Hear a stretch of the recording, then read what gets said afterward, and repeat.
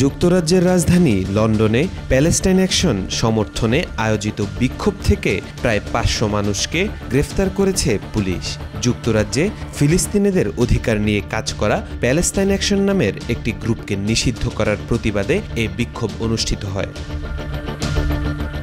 গত মাসে ব্রিটিশ সরকার সংগঠনটিকে সন্ত্রাসী সংগঠন ঘোষণা করে। লন্ডন পুলিশ জানিয়েছে, প্যালেস্তাইন অ্যাকশনকে সমর্থন জানানোর অভিযোগে তাদের গ্রেফতার করা হয়েছে এবং প্যালেস্তাইন অ্যাকশনকে সমর্থনকারী যে কাউকে গ্রেফতার করা হবে।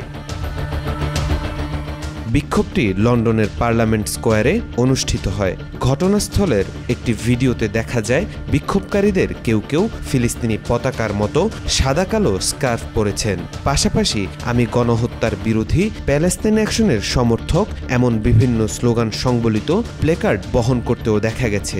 বিক্ষোভে উপস্থিত কয়েক শত মানুষ শান্তিপূর্ণ প্রতিবাদ করলেও পুলিশ ব্যাপক হারে গ্রেফতার চালায়। এই ঘটনার পর অ্যামনেস্টি ইন্টারন্যাশনাল ও অন্যান্য সংগঠন এবং নাগরিক অধিকারের প্রচারকরা গ্রেফতারগুলো নিয়ে উদ্বেগ প্রকাশ করেছেন। তারা মন্তব্য করেছেন যে এটি বাকস্বাধীনতা ও সমাবেশের অধিকার হ্রাস করার চেষ্টা হতে পারে। ইসরায়েলের প্রতি যুক্তরাষ্ট্রের সমর্থনের প্রতিবাদে প্যালেস্তাইন অ্যাকশনের কিছু সদস্য যুক্তরাজ্যের রয়্যাল এয়ারফোর্সের একটি ঘাঁটিতে অনুপ্রবেশ করে কিছু উড়োজাহাজের ক্ষয়ক্ষতি করেছিল।